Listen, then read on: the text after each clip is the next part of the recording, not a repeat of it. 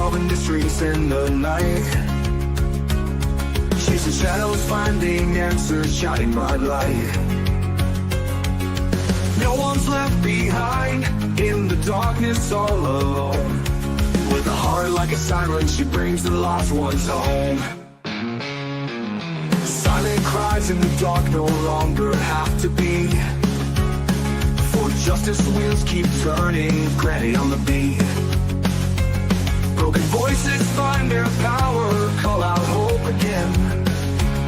When Granny's crime busters run, no victims left in pain. Bravery in her veins, truth she won't disguise. With a fire in her eyes, she's got nothing to deny. Granny fights for justice, never backs down from the call. For the voiceless and the missing, she'll stand tall. In a world full of shadows, she fights the unseen,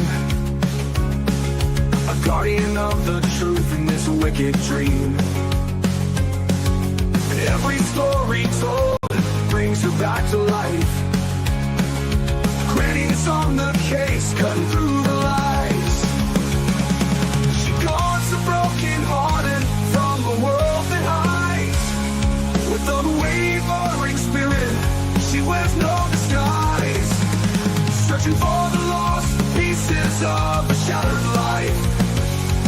Granny brings the dawn after a longest night. Whoa.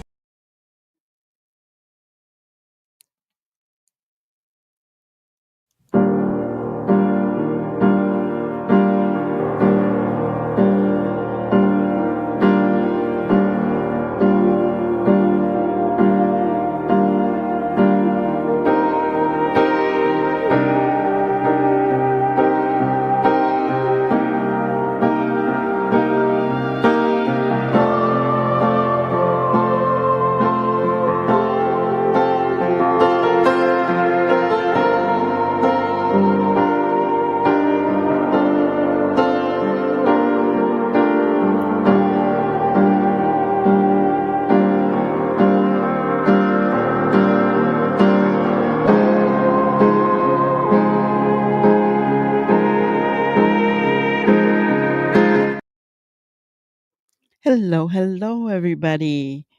Everybody's doing good today. Hello, Ginger. Good to see you. Who else do we have in here hiding in the bushes?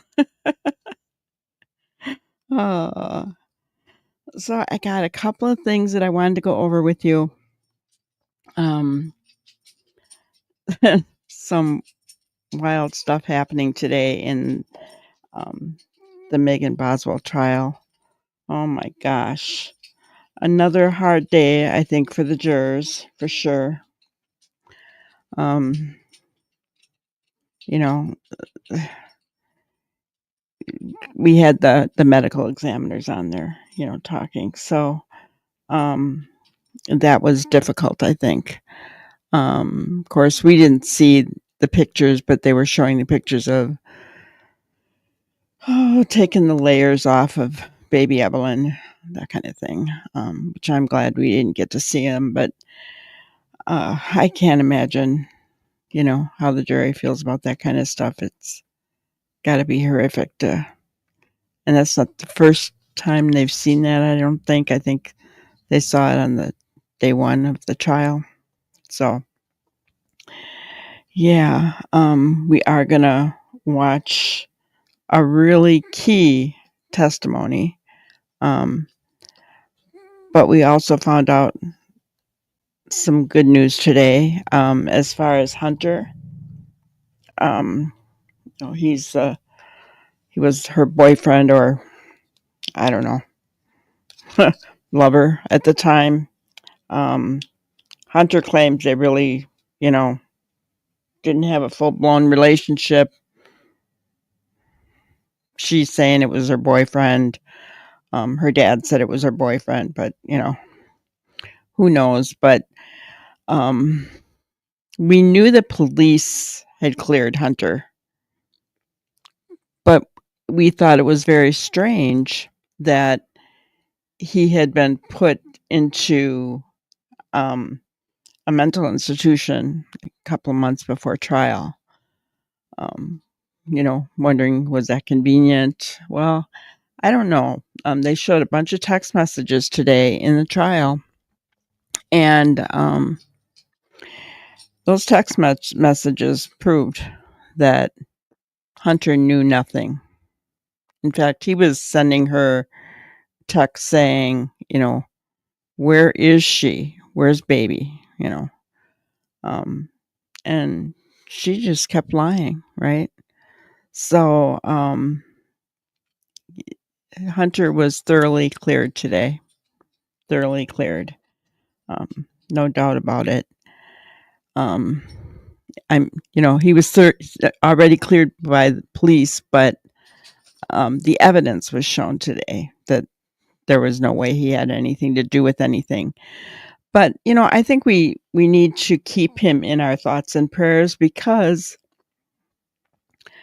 it sounds like his mental difficulties are real.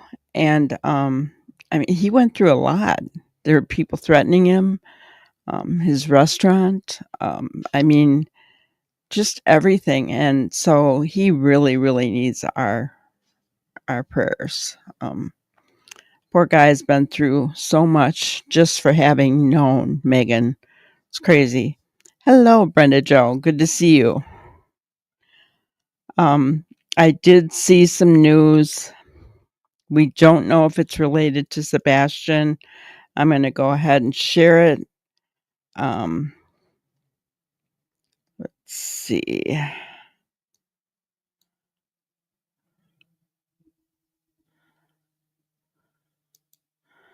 Okay.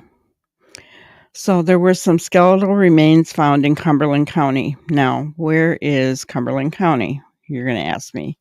Well, of course, it's in Tennessee. Of course. Right? Everything happens in Tennessee, guys. We should know that by now. Here's a map, okay? And I didn't put in specifics, the road and everything where those remains were found, but it just kind of gives you an idea of where Cumberland County is in relationship to Hendersonville, Tennessee, okay? So it's east of Tennessee heading like toward Knoxville, okay? And it's 2 hours, about 2 hours. Yeah, right around 2 hours, 119, 121 miles, something like that, depending on where that road was in Cumberland County, But let's go ahead and figure out what they found. An investigation is underway after skeleton remains were found over the weekend near a wildlife management area in Middle Tennessee. The Cumberland County Sheriff's Office says deputies were dispatched to the area of Westall Road for a report of skeletal remains. Upon arrival, Cumberland County deputies, along with the Tennessee Bureau of Investigation, evaluated the area close to the entrance of Mount Roosevelt Wildlife Management Area and found the remains. They were taken for further analysis. We understand that this news is unsettling for the community, but we are committed to identifying the remains and conducting a thorough investigation into the matter, Sheriff Cox stated. Both the Cumberland County Sheriff's Office and TBI are working to identify the remains and determine the circumstances surrounding the discovery. Deputies responded to the area around 7:30 a.m. Saturday morning. There is no further information available at this time. Updates will be released when available. So, we don't know what they are. We don't know if they're male, female, right? All we can hope and pray is that it's not Sebastian. But either way, there's somebody's remains. And so some family lost somebody, right? And of course, Tennessee.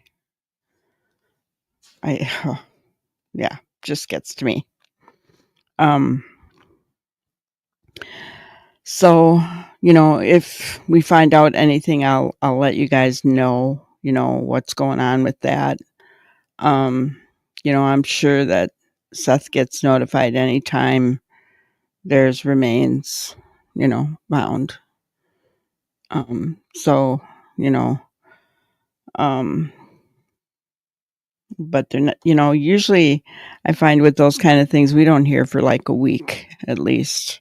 So, um, anyway, just wanted to give you an update on that. Right now, we don't know what they are, right? So I wanted to just share the last little part of testimony today. Because Ginger said it, the defense attorney. I was yelling at my screen for that one. Oh, he was making me angry. But there was a real mic drop moment. So I'm just going to kind of explain and set this up. So before this particular witness came on the stand, there was the actual medical examiner who had done the autopsy on baby Evelyn. Okay. And when the defense, she had credentials all day long. I mean, she was good, right?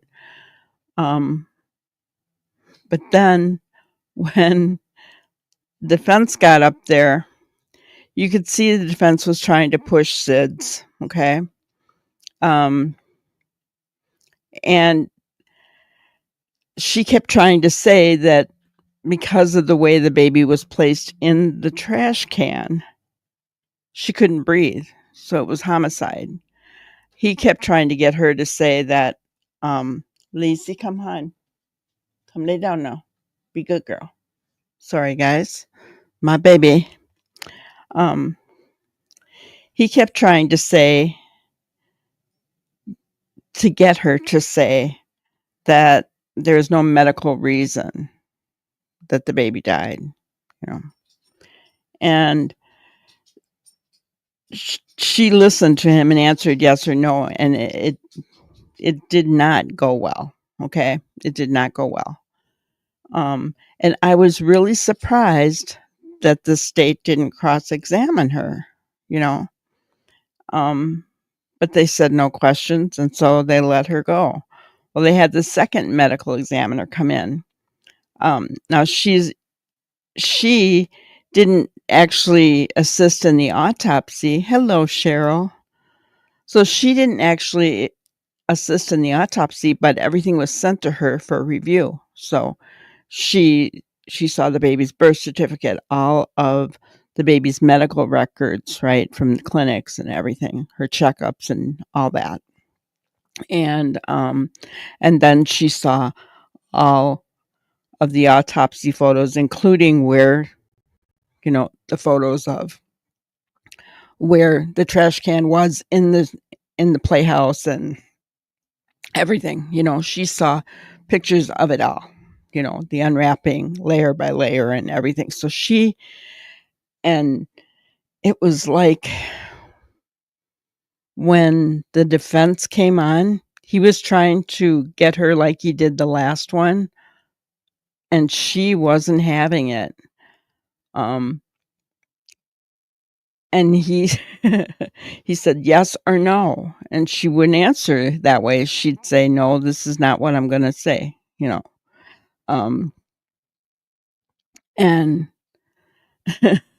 it he was getting really angry. You could see the defense was just getting really, really angry at her. And I'm just going to show you the last few minutes of the testimony because you can see his anger. You can see how she's acting. And at the end, you can see the smile on her face because it was a real mic drop moment. The judge made her answer yes or no, but it was a real mic drop moment. Oh, so I'll just let you see that part.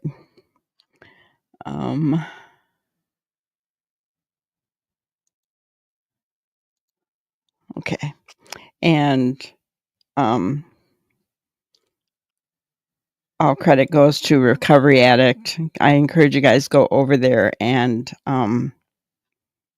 subscribe to him. It's awesome. Let me see if I can boil this down.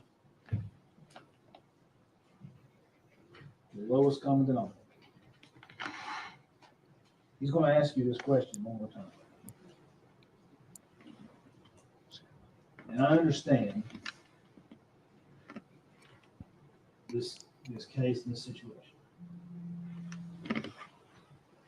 Man, I'm telling you, if the answer is not yes or no, you'll be facing contempt of court. You're going to jail. Can I be more clear? Yes, sir. So the judge just told her, and you could tell the judge didn't want to tell her this. The judge just told her she did have to answer that way or she could be in contempt.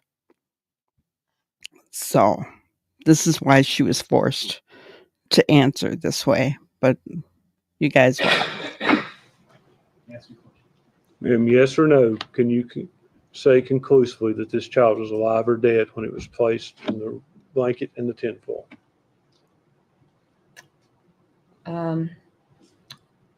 The blanket, tinfoil, the trash can, which one? Okay, the answer is no. She could have been murdered a different way. Thank you, doctor. No, she could have been red rummed any other way. Now watch her face, guys. Oh, no, she could have been murdered a different way. Oh, my goodness.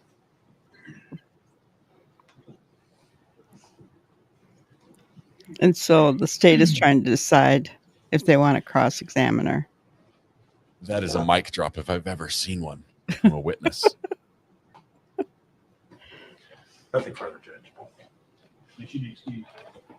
No, Yes, she ma'am. could have been murdered. Yes, a sir. different way. I looked at her and called you ma'am. Stop and think of your testimony. Your release from this opinion. Thank you.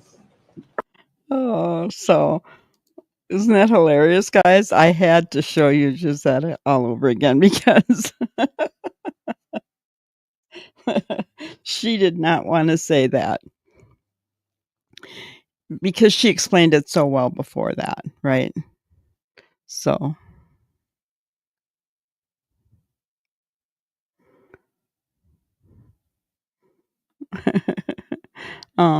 but yeah, she had explained how there were a number of factors, and we had talked about this, right? That the tinfoil didn't help. Okay, it was crushed against her face.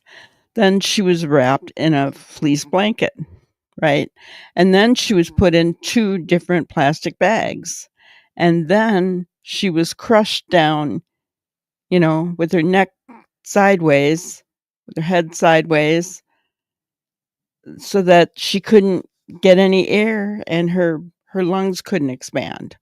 So, she was trying to say that, yes, she did believe that baby Evelyn was put in there alive. I mean, can she prove it? No. You can only really prove asphyxiation.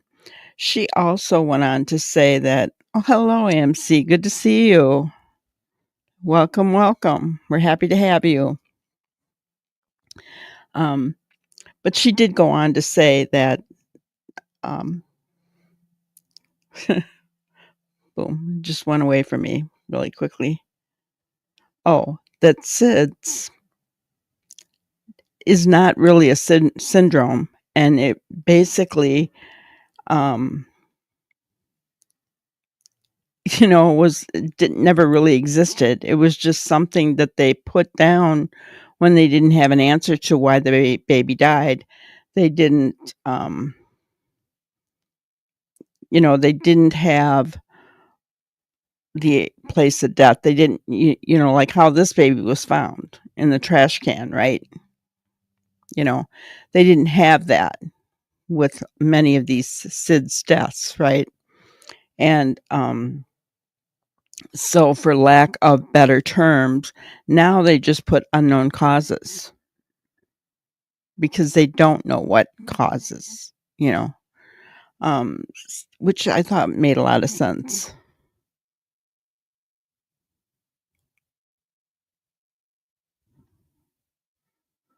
So,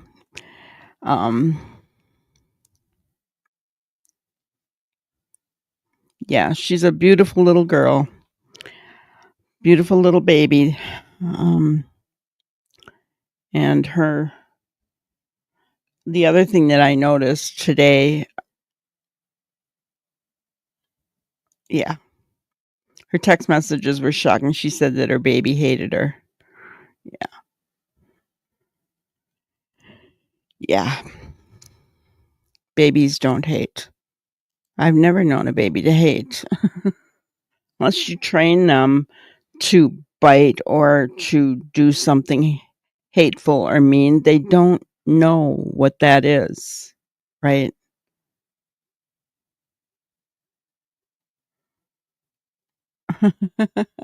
I did answer your email, K9. Sorry.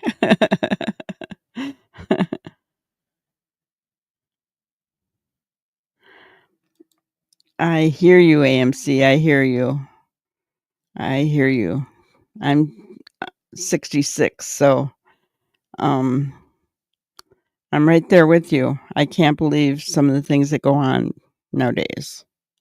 But then, our parents probably said the same things. In fact, I do remember my parents saying the same things, right? But so I did want to play Ethan Perry's testimony because I believe that he was a key player in this as well, right? Megan stated, she kept saying that Ethan had baby Evelyn. Ethan had baby Evelyn. Ethan had baby Evelyn. Ethan was in the army. He lived on the barracks, right? And so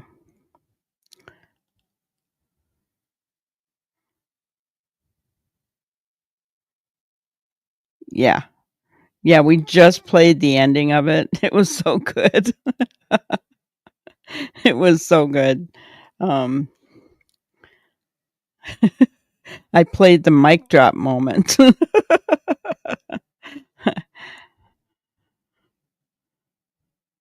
And guys, I will not, I'll pick certain parts from the trial and we'll talk about what happened on that day or whatever, but I'm not going to show pictures or show them talking about that kind of stuff because none of us need to be triggered by anything like that.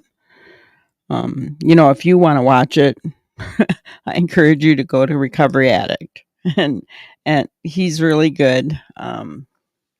He doesn't, even if the live stream shows, he will usually pan or put up a different picture when they're showing stuff because he doesn't want to see it either.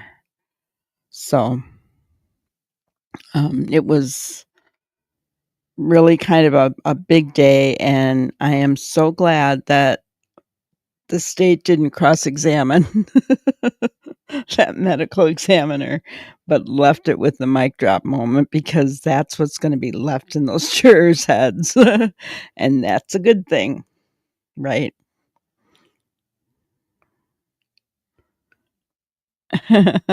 You were totally turned around. Oh, in Walmart. Gotcha. Yes. And there was a fingerprint on the tinfoil. I was really surprised, guys, though. They were talking about fingerprint analysis and things today. There was not a lot of it. Not a lot of evidence. I was really surprised, but the evidence that was most important was, did they say it was Megan's middle finger on the tinfoil? Of her, one of her hands. They knew which one it was, right? So I mean that right there busted her big time. I'm sure the defense is not happy tonight at all. When they were talking about the gory stuff with the medical examiners,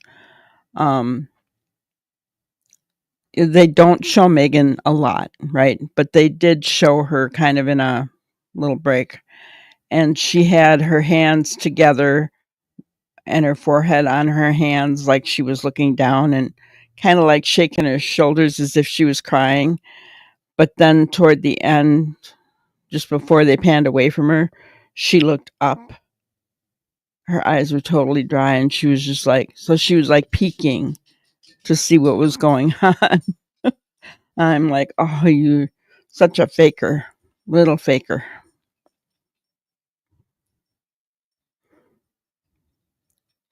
Um, so let's see.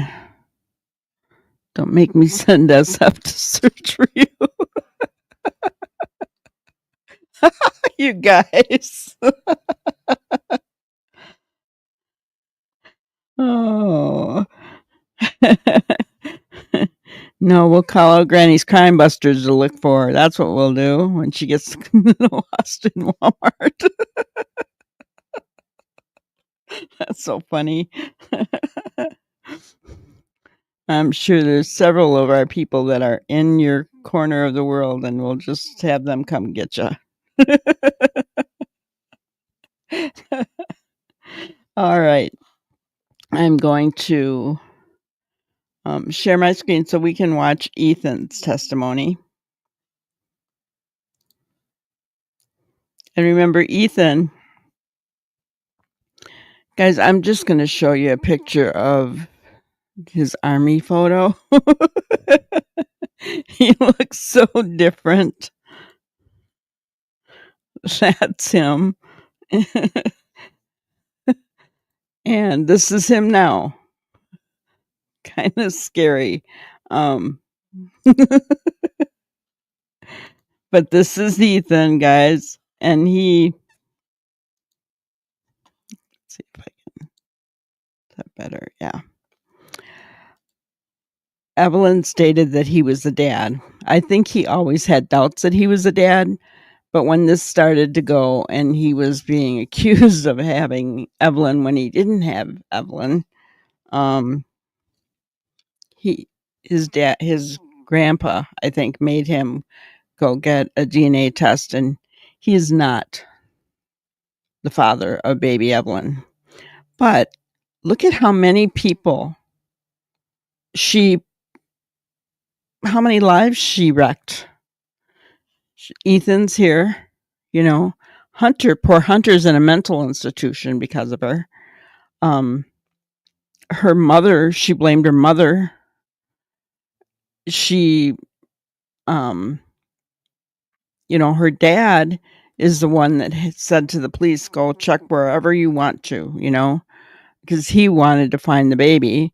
So, her dad cared about Evelyn. She's hurt so many people through this, and she sits in that courtroom like it's all a big joke to her.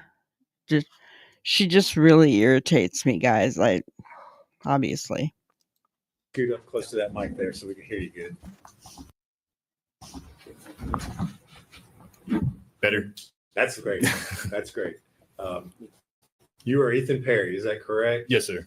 And Mr. Perry, how old are you? I'm 25. And where do you live? Kingsport. All right. Hello, Jennifer. Good Do to you know see the you. defendant, Megan Boswell? I do. And how do you know Miss Boswell? We dated in high school. All right. Do you see Miss Boswell seated in the courtroom here today? I do. If you would point her out and describe what she's wearing. A white top and glasses, All right. black hair. All right. Judge, let the record reflect he's identified the defendant. Record so reflect. All right. So you indicated you all dated while you were in high school. Is that correct? Yes, sir. And when would that have been?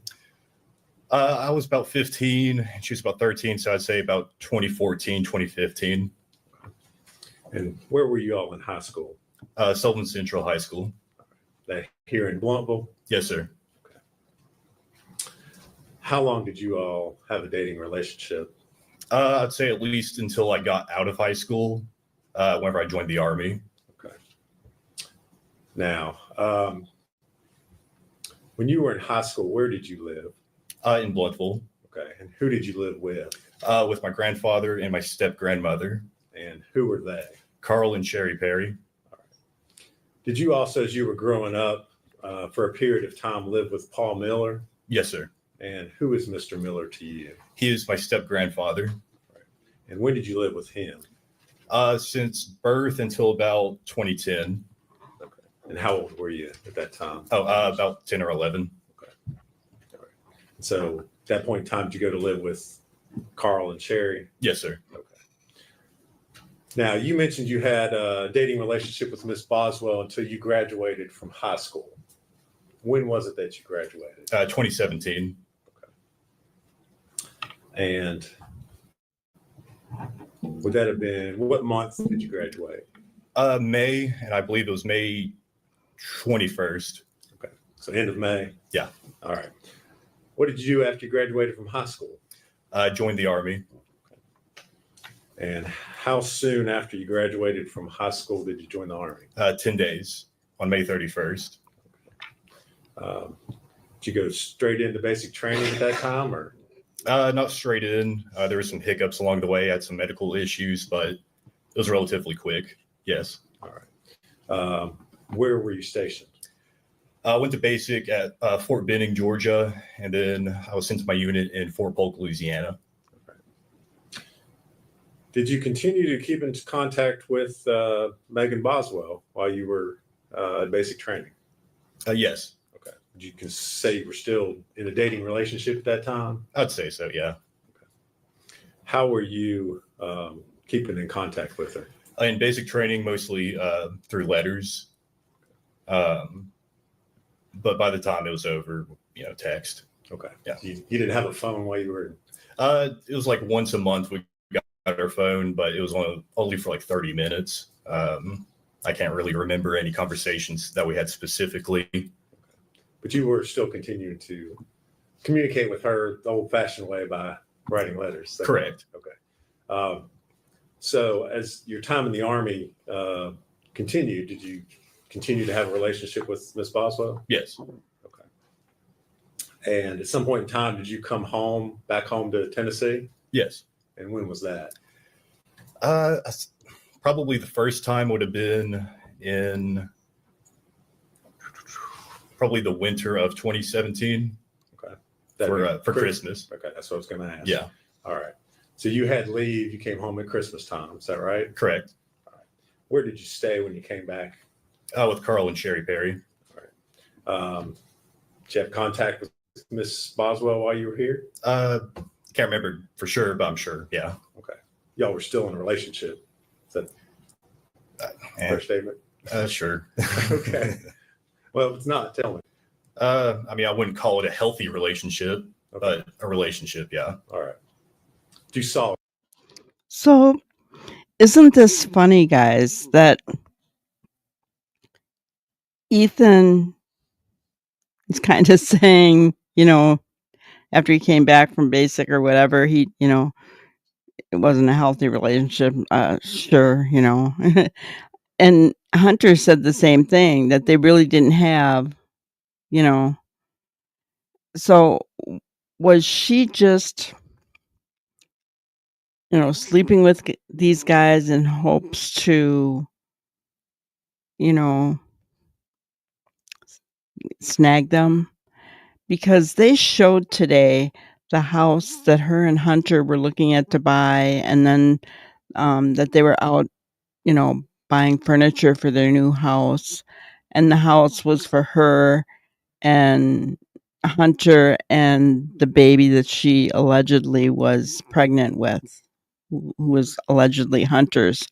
No talk of baby Evelyn. So you really have to wonder, was she just trying to snag a guy that she thought maybe had potential? I don't know. I mean, Hunter had his own restaurant, right? he was able to buy a house. So, you know, and here she's trying to trap Ethan, and it's not even Ethan's baby. She's trying to trap Hunter, and she wasn't even pregnant. Yes, I agree. Beautiful, sweet child. She didn't deserve to be neglected and discarded like that. Not in the least. All right. Or while you were here in Tennessee? Yeah. Okay. Now, at some time in 2018, did you learn that she was pregnant? Yes. And when was that? I would have probably around March or April. Did the two of you have any discussion about who the father of the child was? Yes. Okay. And what was that discussion? Well, it was more of whenever she announced that she was pregnant, it seemed pretty delayed. You know, it seems like she would have known sooner. Well, you know, the time that I was in, but yeah. Okay. Well, let me ask it this way: was there discussion made about the fact that you were the father of the child? There was, yeah. Okay. And did you assume that you were the father of the child? Initially, yeah, I just rolled with it, but yeah, the blinders were taken off pretty quickly after that. Okay. Yeah. You had some doubts. Yes. Okay. Now, in November 2018, she had her child, Evelyn, correct? Correct. Okay. Where were you stationed at the time that Evelyn was born? Fort Polk, Louisiana. Were you still in contact with Megan during this whole time? Yeah. Okay. Now, at some point in time, did you leave your assignment there at Fort Polk? When? What year? What time? After, this would have been November 2018. Not in November, no. Okay. Sometime later on? For Christmas in like December, yes. Okay. Where were you assigned at that point? Fort Polk still. Okay. So you came back home? Yes. Okay. Did you see Megan and Evelyn at that time, or I did not. was there a reason why you didn't see her then? Mostly just over the legitimacy and, you know, still trying to figure that out. You know, it was just really embarrassing, I guess, to All right. argue over it. Not having a good relationship at that time? That too, yeah. Okay. So did you leave after Christmas? So he was already not believing it, right? And yes, what Ginger has up here on the screen, I'm going to sleep in your truck, by the way, I am pregnant with your child. Those were text messages that she was sending to Hunter that we got to see today on the stand. And that's how she told Hunter she was pregnant. He wasn't answering her, right? She kept sending him text after text after text. He wasn't answering her. Well, I'm going to sleep in your car. I'm pregnant with your child. I'm like, jeez. Nice way to tell a guy you're pregnant with his kid. Yeah, that's exactly what I think. To me, it seems like she was using sex and pregnancy to entrap men. I think she just wanted a home with, you know, I mean, I don't know what did she want? Because she didn't want the baby. That was obvious, right? Yeah, I just feel sorry for these guys. You know, you got Hunter in a mental institution, and Ethan here, thank God he's strong, you know, probably very strong-willed, but probably blames himself for not getting out sooner. But he's not to blame here. You go back to the Army? Correct. Okay. Still in Louisiana? Yes. Okay. At some point in time during 2019, were you reassigned, or was your unit sent somewhere else? We were sent to El Paso, Texas to assist Border Patrol doing surveillance on the border. Okay. We would work from El Paso to the Santa Monica station in New Mexico. All right. Do you remember when in 2019 that would have been?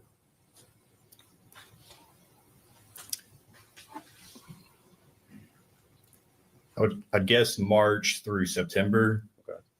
That's my guess. All right. Now, at some time later on in 2019, did Miss Boswell show up to visit you while you were stationed in El Paso, Texas? She did. Okay. Was this a planned visit? Did you know she was coming? No, it was hasty. It's a hasty visit. Okay. Well, if you would kind of tell us how that happened or how it was that she ended up showing up down there. Well, the conversation started with her wanting me to take leave to go up to come back up here to Bluntville. And I told her, no, we have a mission here in El Paso. I can't just get up and leave, And so she decided to, on her own, to drive from here all the way to El Paso. And it took her I'd say about 2 days to get there.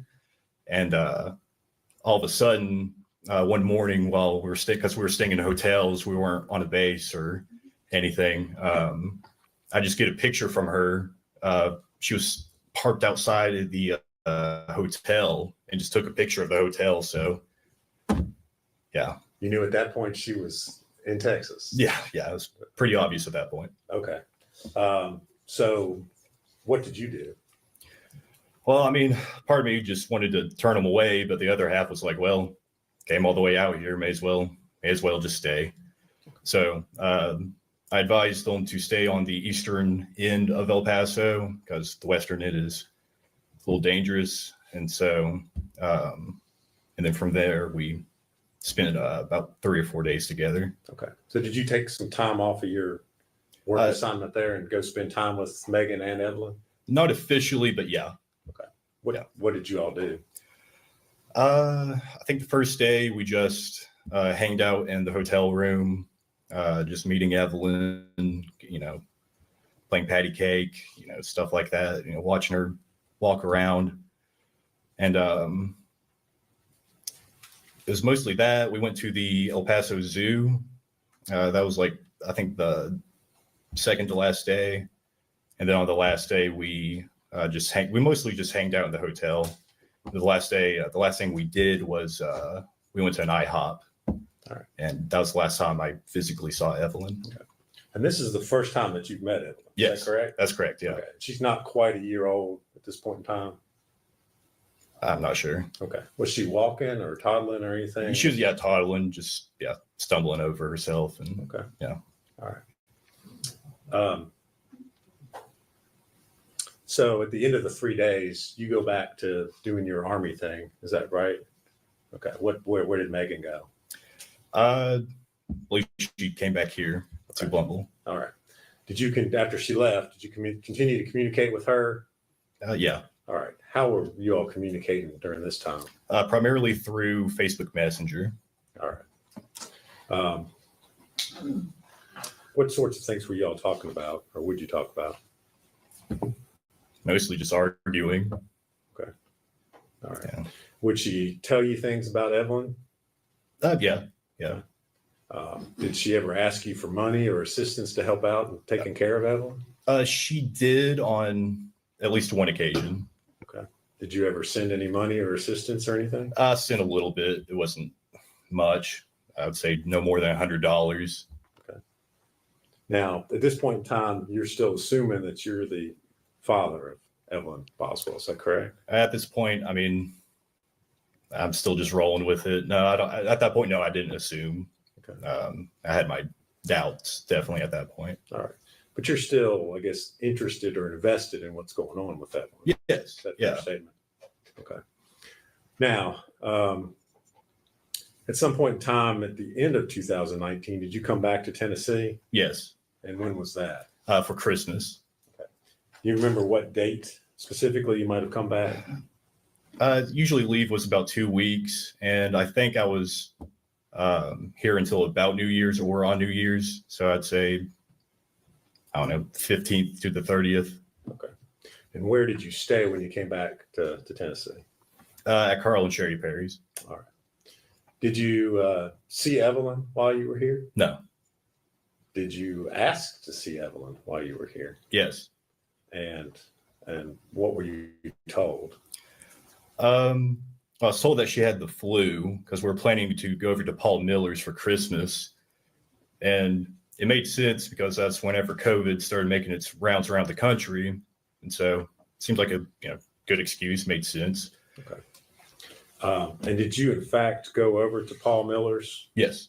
And did you go by yourself or did you go with Megan or how did that happen? I went with Megan. We met up at the Northeast State Community College parking lot. Okay. All right. Yeah.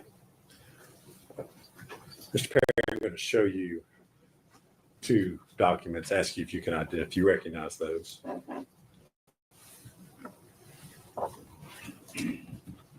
Yeah.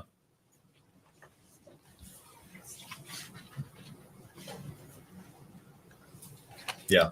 And what are they? You want me to read it? No. I just want you to tell me what they are. Just Oh. generally. It was trying to coordinate to get to Paul's. Okay. Are those the text messages that you had with Ms. Boswell on December the 23rd, 2019? Yeah. Okay. And is that a true and accurate representation of the conversation that you had with her? Yes. Judge, I'd move to make that exhibit 97. Objection. No objection. Be full exhibit 97.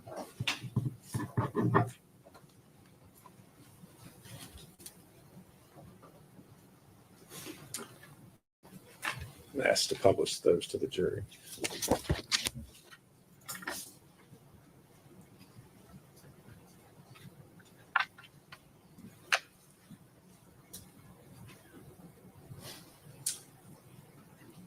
All right, Mr. Perry. So you are having a conversation with Ms. Boswell. You say your phone's messed up. I'm at Verizon.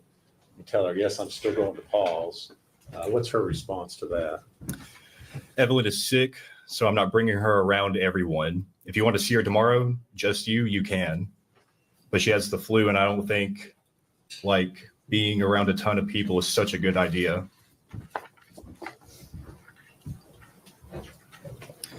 I took her to the doctor. They gave her some medicine. And then you say, okay, sounds good. My grandpa and would like to see her soon, though. Sherry's about to go into hospice soon. She stopped taking her chemo just whenever Evelyn feels better. You ask, is she okay? What's her response? Okay. Yeah, she's fine. All right. And you say, everyone has the damn flu around here. And then She's just sick, and I don't want her around everyone. You want to meet me, and we can ride together?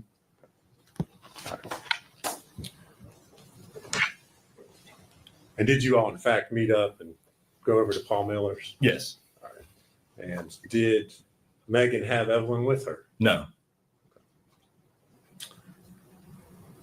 Did you all talk about while you were at Paul Miller's, Evelyn at all? About Evelyn? Yeah. Yeah. Okay. Did you, and what did you all do while you were at Paul Miller's? Just mostly just sat around. Believe we ate dinner, opened some presents, and it was relatively quick. I'd say we were there for no longer than 2 or 3 hours. All right. After you left the Millers, where'd you go? I went to take Megan back to her car at the Northeast State Community College parking lot. Okay. Did you all have further conversations while you were here on leave? I believe so, yeah. Okay. And again, were you trying to see Evelyn while you were here? Yes. Okay. Were you, in fact, able to see Evelyn? No. Okay.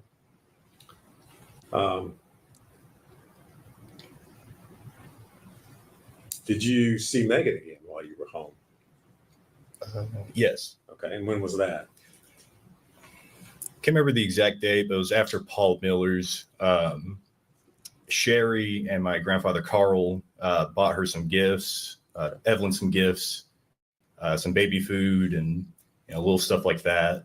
So I asked Megan to come over to my place and just pick them up. Okay. And you indicated you were staying there with Carl and Sherry Perry. Is that correct? Correct. And did Megan come to their house? She did.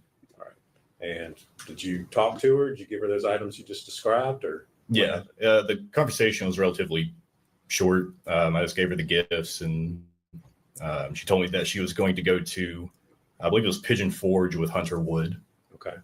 Was Evelyn with her when she came to pick up those items? No. Okay. Did she say where Evelyn was? Chances are she said, I don't know for sure. Well, if you don't know or remember, that's fine. Yeah. Okay.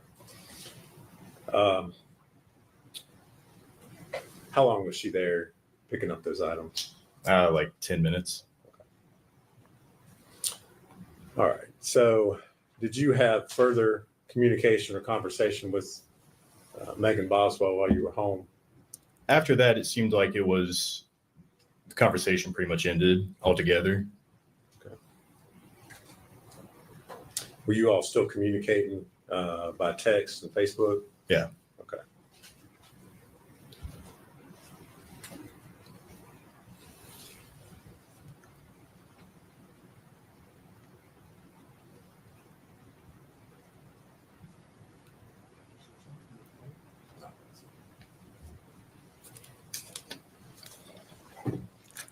Mr. Perry, I'm going to hand you another document, ask you if you recognize that.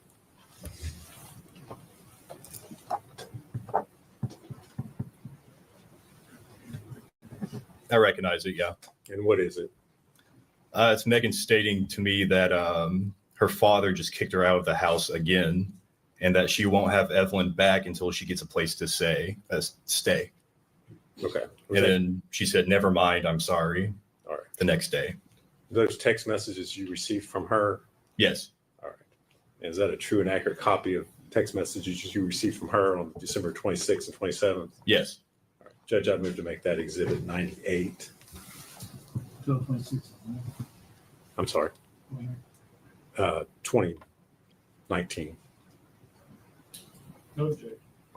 Before exhibit 98. And I move to publish that. Good.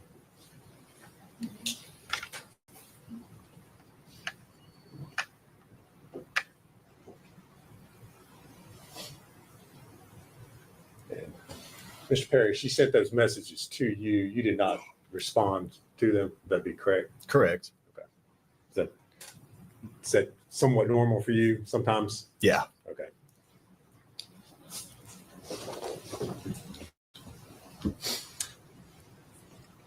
Now, you said you were on leave from the Army over Christmas there in 2019. First part of January, did you return to your duties with the U.S. Army? Correct. And where were you all stationed at that time? Fort Polk, Louisiana. All right. Did you continue to communicate and receive communications from Miss Boswell after you returned to Fort Polk? It was pretty rare, but yes. Okay. And specifically, do you remember getting a message from Miss Rachel Owens? Yes. And without telling us what she said, did you, as a result of what you were told, communicate with Miss Boswell? Yes. Okay.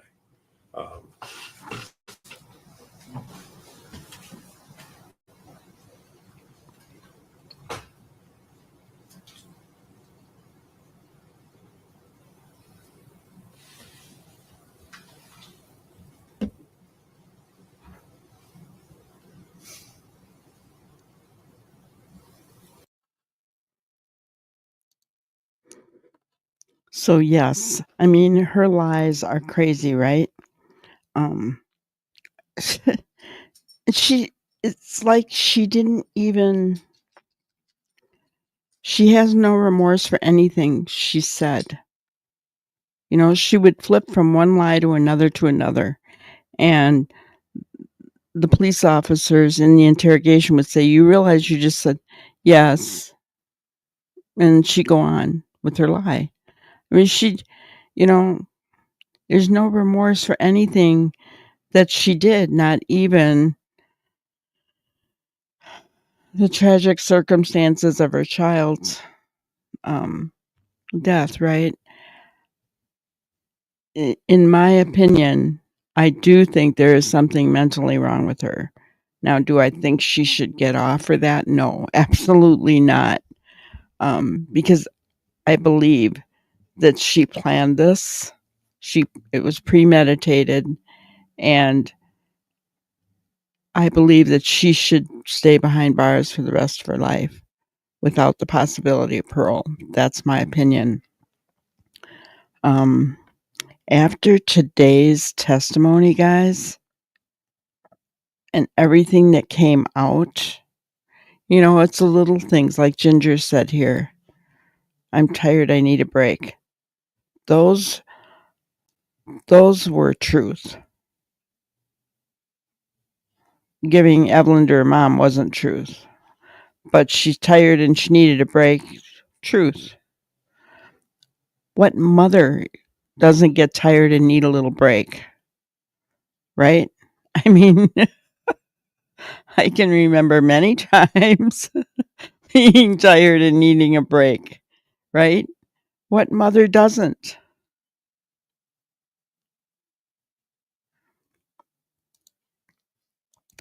Do we know why her dad kicked her out?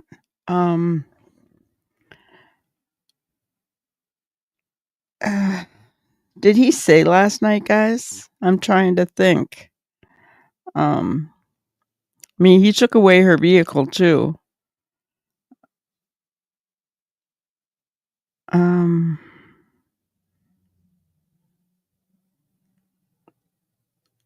I don't know for sure.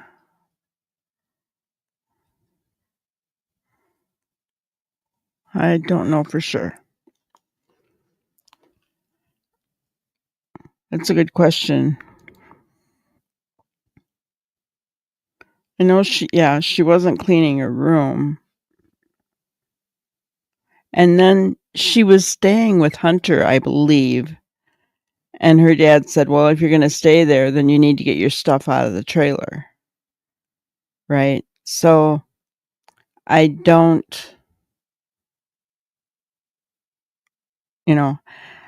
I think the reason he kicked her out of the house was because she wasn't pulling her fair share of anything. She wasn't cleaning her room, and he let her have the trailer. But he said he didn't go in there very often, but he hired somebody to clean it, and I guess it was pretty bad. That guy testified as well. But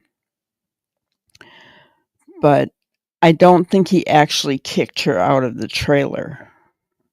I think she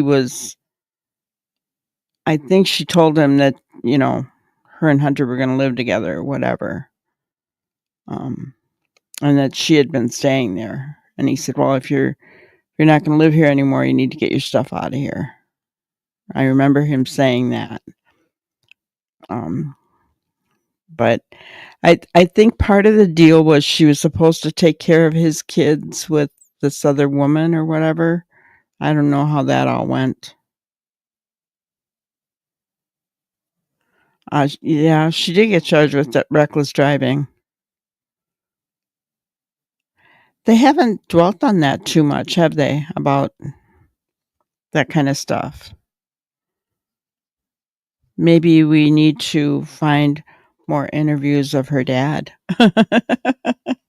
Her dad talking about why he did the things he did. It sounds like it almost sounds like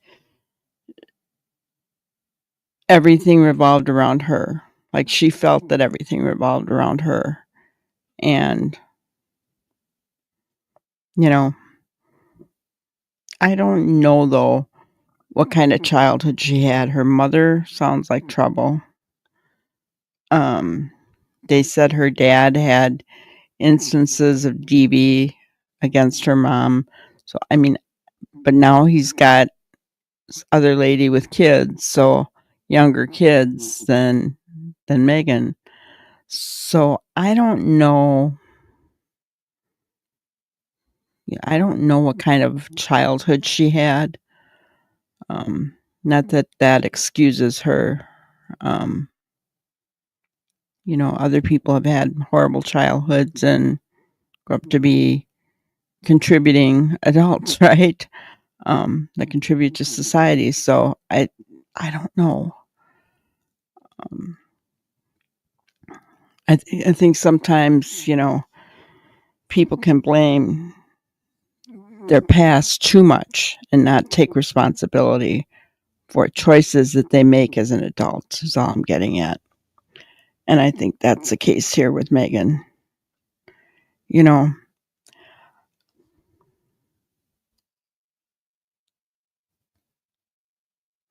Yeah, she was also, yep, that's right. And wasn't her mother and her boyfriend living with her for a while? I think.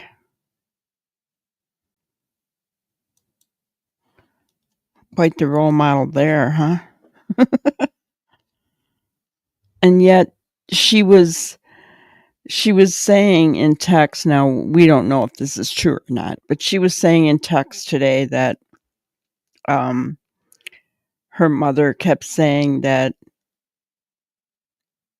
she wasn't a good mother, that Evelyn was better off with someone else that would take care of her. She called herself irresponsible, and I'm like, I mean, I guess if you realize that, though, then why don't you,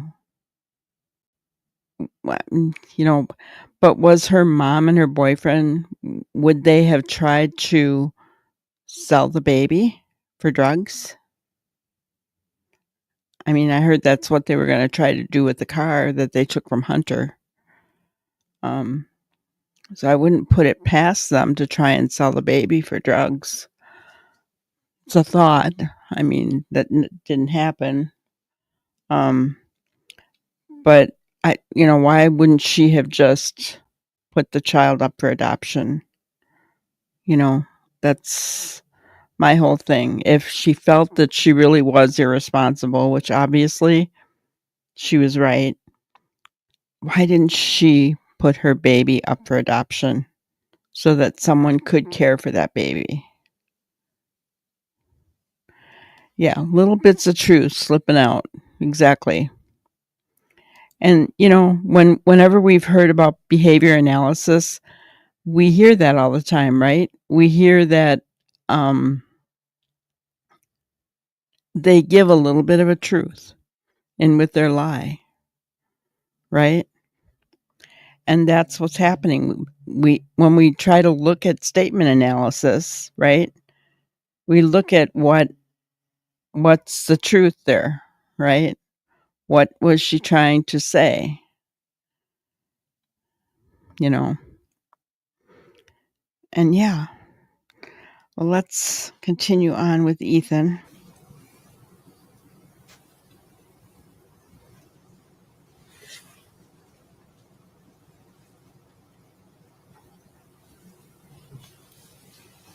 And again, we're not getting into the exact conversation, but the nature of what Miss Owens had asked you was the fact that there were concerns about Evelyn. Is that correct? Correct. Okay. And so then would it be fair to say you asked Miss Boswell what was going on with Evelyn? Correct. Did you have communications with her about that? Correct. All right.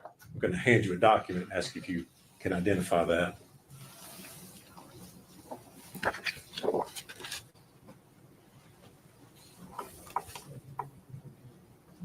Yeah, I recognize it.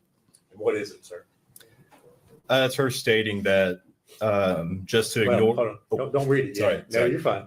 Just is that, and I'll lead you a little bit. Is that the text conversation that you sent Miss Boswell after you had the communications with Miss Owens? Yes, this is her response. Okay. Yes. And is that a true and accurate depiction of the messages that you sent her? Correct. Judge, I moved to make that exhibit 99. Go exhibit 99. And I believe the date on that's January 19th, 2020.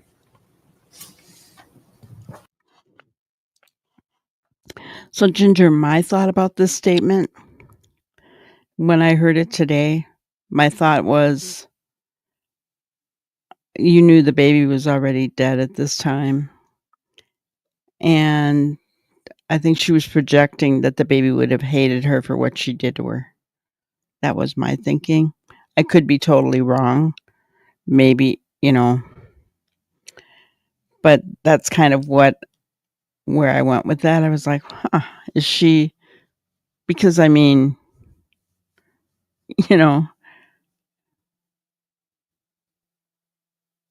Evelyn, anybody would hate them for doing something bad to them, right? And is she projecting that onto herself because she knows that, I don't know. That was just my thinking. But yeah, what could a baby do? What could you do to a baby? They don't understand.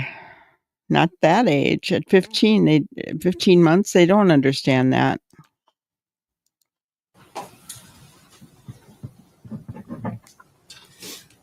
Move to publish that this time, Judge.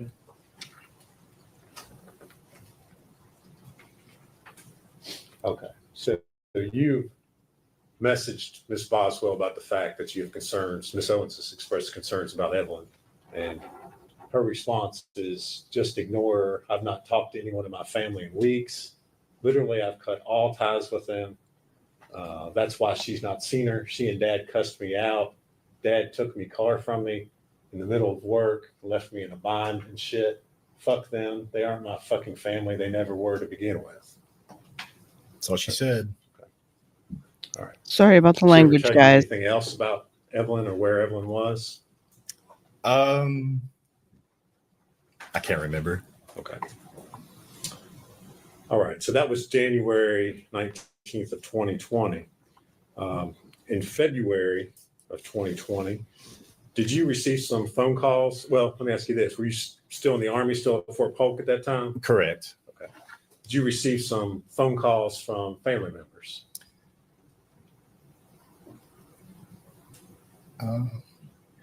I can't remember. Okay. Did you receive some phone calls by the Department of Children's Services here in Tennessee? Yes. That surprised you? Yes. Okay. I did. All right. And without saying what they said, why were they contacting you? For the whereabouts of Evelyn. All right. Did that surprise you? Yes. And why was that? Because, well, I didn't have Evelyn, and that's what they were asking. If I had her, or if I seen her, or the last place that, or where do I think where she would be, stuff like that. All right. Were you then contacted by investigators with the U.S. Army? Yes, I was contacted by the Central Investigation Division, Okay. CID. And kind of tell us what happened with all that. Well, initially, I got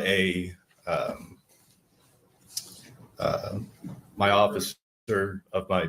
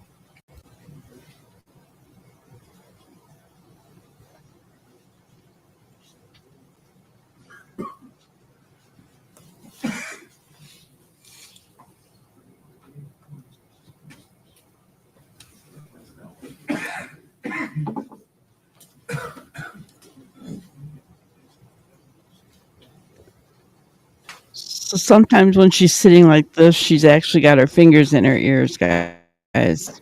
She's actually, making it so she can't hear some of the testimony going on. I don't know if she's doing that with Ethan or what. All right. Mr. Perry, Mr. Perry, if you would go ahead, you're in the middle of telling us what happened as far as your investigation there by the Army. So initially, I got contacted by my NCO in my company, and he told me that. Well, don't tell him what What he he said. Okay. Just tell us what happened to you as a result of. Okay. I was contacted by CID. They wanted to set an appointment for after lunch, and so I went back to my barracks room, to get ready. Still had no clue what's going on until I got the call by DCS, and which they were asking about the whereabouts of Evelyn, and so. Which I gave the response. I don't know, all that. Were you interviewed by interrogators there? Yes. For hours? Yes. Okay. Did you cooperate with them fully? Yes. Did you allow them to search your cell phone? Yeah. Search my cell phone, take DNA, search my barracks, and search my car. Okay. So investigators searched the barracks looking for Evelyn Correct. in Fort Polk, Louisiana. Correct. Was Guys, Evelyn? Can you imagine having to go through this because she told a lie? I mean, this had to affect his career. It just makes me really angry with Megan for putting this poor man through this, and it turns out he wasn't even the father anyway. There with you at your Army base there in Louisiana? No. Has she ever been there No. with you? No. Okay. Did you cooperate fully with law enforcement in providing consent to search, provide DNA, anything else that was needed? Absolutely. Everything that I could. The only time you ever saw, when was the only time you ever saw Evelyn? Was in El Paso. Okay. At one time when Megan showed up? Yeah. Just out of the blue. All right. Did you cooperate with law enforcement in determining the paternity of Evelyn Boswell? Yes. All right. Were you the biological father? No. Okay. All right. So the one and only time you see Evelyn is... I wish they would have showed her face at that point in time when he said no. In 2019, before you came home for Christmas. Is that right? Correct.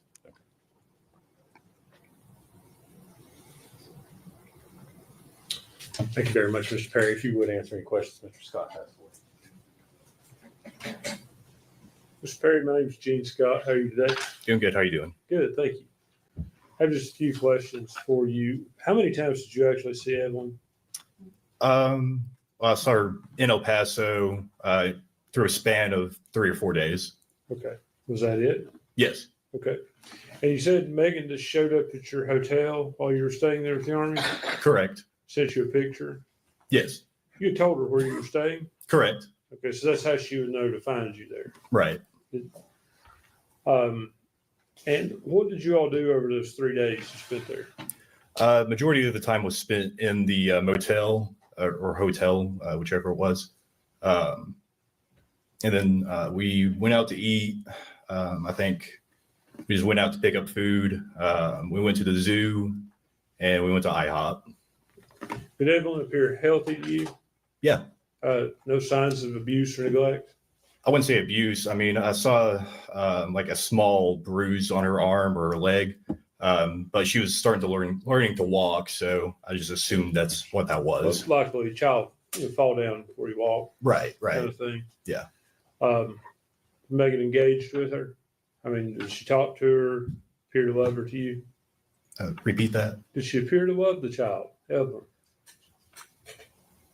If you know. I don't know. Okay.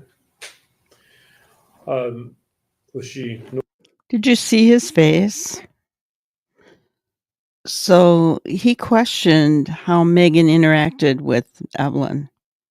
When you saw his face, I mean, he couldn't answer if Megan loved Evelyn. Now, typically any mother, right, that you see, you could probably answer that question, even if you didn't know them very well, right?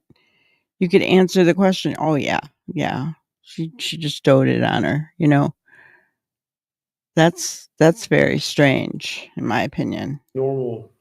She She's clean when she brought her there? Yes, yeah. No issues with that? No. No neglect issues that you saw? No. Okay. That's all the questions I have for you. Thank you. Regret, No, Your Honor. see, where you go. Yes, sir. Yes, sir. Okay. So that was it for Ethan.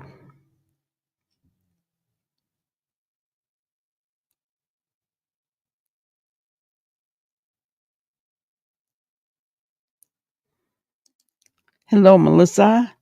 Do you think she feels humiliated during this? Do I think Megan feels humiliated? Honestly, I think she's a psychopath. I don't think she has any feelings from what I could see. And I don't use those terms lightly. I don't like labels. But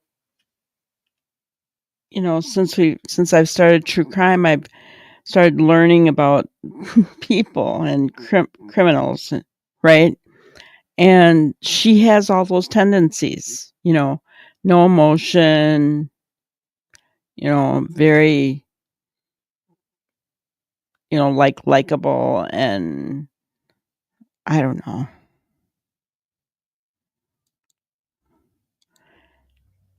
I agree. And babies don't know how to hate, and they're gonna love the hand that feeds them. They forgive, right? So they're not gonna, like I said, unless you teach them to bite or to, I don't know what else, hit, I guess. Unless you teach them that, they're not gonna do that.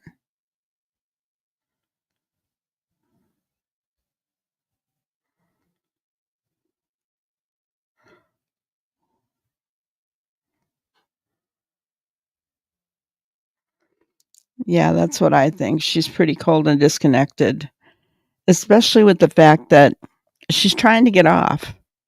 I mean, she has blamed everybody and their brother, in this case. I'm surprised she didn't blame her dad. She probably didn't because she knew she couldn't get away with it, right? I mean, think about it. Look at what she put Ethan through. That's kind of why I wanted to show that. His testimony was crucial to this case because it showed what kind of person she is, how far she would go. She drove. It took her 2 days to get to El Paso, just showing up at his motel to be there, right? She's trying to trap him. He wasn't the father. So then when he didn't work out, when he wasn't believing her lies, she moved on to Hunter. And look what she did to him. My only question about Hunter that lingers now, because we know that he didn't have anything to do with it. But my only question that lingers now is that he wouldn't give DNA. Usually innocent people will give DNA.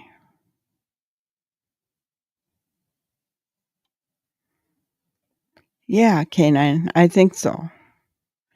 And see, when you talk about the Casey Anthony case, I honestly believe that the jurors are going to see similarities in these two cases, right? And they're going to make an example of Megan. But heck, you don't even need to make an example because you have the evidence. Her fingerprint is on the tinfoil that was around that baby's face. You can't dispute that, right? She lied so much to everybody, including she lied to her dad. But how many stories did she tell police?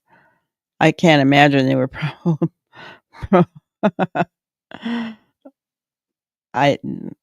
I don't know how they had as much patience as they did when they were interrogating her, honestly.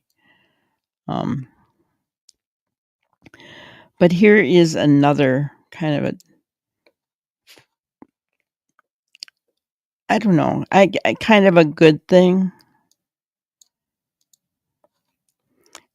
Evelyn has an army just like Sebastian does. News Channel 11, first at 4, the team you can trust. As the murder trial of Megan Boswell continues, several key pieces of evidence were shown in the courtroom today. Thank you for joining us. I'm Casey Marlar. On day 5 of the trial, the trash can, trash bag, onesie, and blanket that held Evelyn's body when it was found on March 6, 2020 were shown. The defense, however, narrowed in on pieces of aluminum foil found in that trash can. Several members of Evelyn's army were outside the courtroom today, waving signs and trying to get cars to honk as they passed to keep Evelyn's name alive. They also plan to be outside every day during the trial. We have got both positive and negative reactions today. We don't care about the negative. Like I said, we're out here to support a little girl that did not get that support when she was alive. So it's important to us that we show that support now for her in any way we can. So we've got a lot more positive than we have negative today. The group has been making comfort bags for the Sullivan County Sheriff's Office for children that are involved in abusive situations. I think that is awesome that they're making comfort bags for children that are involved in abusive situations.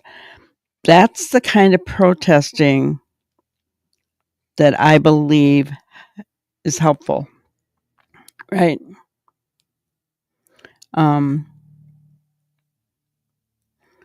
So, you know, I don't agree when they're out there breaking laws or whatever, right? Or causing problems for neighbors and all this other kind of stuff. I don't really agree with that. But, you know, they're making comfort bags for children who, you know, have been in abusive situations, and they're out there just letting everybody know. It's awareness for Evelyn, for baby Evelyn. She didn't get the awareness that she needed before her mother did this, right? And I just thought that was a good thing, right? We never know what's going on behind the scenes, and didn't look like a lot of people were there, but enough were there, you know, to make a difference. And so this trial, I'm hoping, I saw in Recovery Addicts chat today, somebody said, if this trial ends up being not guilty, they put NG, I'm not watching another trial ever again. And I'm only chuckling because I understand the frustration, right? You know, when you think of little Kaylee Anthony, right? O.J. Simpson. I mean, yeah, that it just doesn't sit well, right? And honestly, I was getting scared today when they weren't getting any forensics on the evidence until they said that they had Megan's fingerprint on the foil. Then I was like, oh, thank the Lord, right? But they did show that 3 blue surgical gloves were used, but they couldn't get anything off of those gloves. But what was interesting was there was male DNA, but it was inconclusive on those gloves as well as other. Yeah, I hope not. I don't think it's going to in this case. I think that they will convict. I think that the the defense lost that jury today. I think he knew it. he was so angry. Um, I encourage you guys, go back and rewind even further than what I went, because he was angry. He was hot. She wasn't saying what he wanted her to say, and she didn't want to say it because she knows. Guys, a medical examiner knows if a child's been murdered or not. Oops, I shouldn't have said that. Hope YouTube doesn't hit me for that. If a child's been red rummed, right? They know, right? And when you talk about the four things, it all makes sense, so I just it sounds like the state is going to be, pretty much resting, I think, pretty quickly here. I think they're pretty much done. I had hoped that Megan's mom would have been brought in, but I don't think she would have been.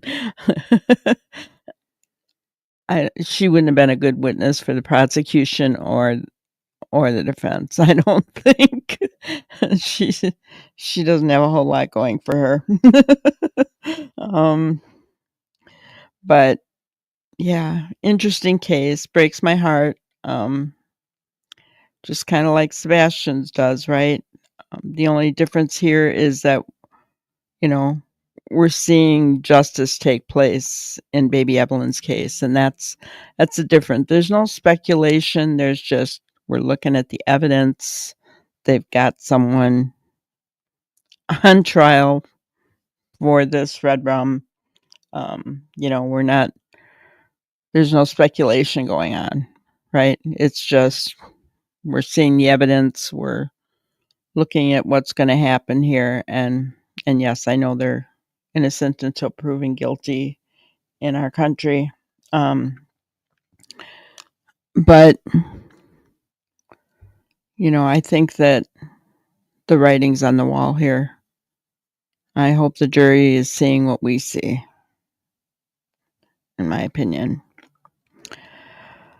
But I will, again, as always, something happens that's important on the Sebastian Rogers case. I will keep you guys informed. I did watch the Mob Crew, and he showed that it looked like, and I encourage you to go and watch the video, but it looked like there was a light on in what he calls the sunroom, or possibly the kitchen behind it. Then there was also a light on in Katie's room, and there looked to be like a small, like maybe a night light in Faith's room. So, pretty much had that all figured out, right? So, the only thing I had left was our grannyism for tonight. What you don't see with your eyes, don't witness with your mouth. Right? Because that's how things get misconstrued, especially on the YouTube streets, right? What we don't see with our eyes, don't witness with our mouth.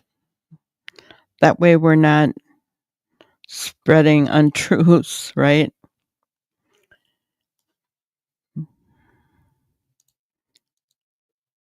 But so that's about all I had for tonight, guys.